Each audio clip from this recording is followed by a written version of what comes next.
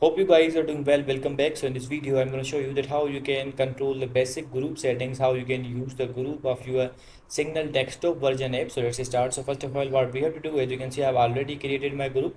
And now if you want to send a message, as you can see now, simply we have to write the message here and then we have to hit the send and the message will be sent. As you can see now, the message is sent. And after that, as you can see, has the option for the stickers. If you want to add or send any kind of stickers, you can also do that. You can also share the voiceover, and if you want to choose a file, you can also send the file as well. For example, I'm going to send the file like this. So you have to press the enter and the file will be sent. So as you can see now, it's sent. In this way, you can do the control settings. If you want to add the emojis, you have to click on this and you will be able to add the emojis. And let's click on these three dots. Disappearing message is also provided here. Notification settings, group settings, view recent media. If you want to select the messages, you can also do that. For example, I want to select this one and I also select this one. And as you can see now, it's selected. If you want to delete this, you have to hit the delete and the messages will be deleted. Delete for everyone, delete for me, or cancel, for example, delete for everyone. And now let's click on three dots again, and after that, as you can see, archive chat, block, delete messages, leave group.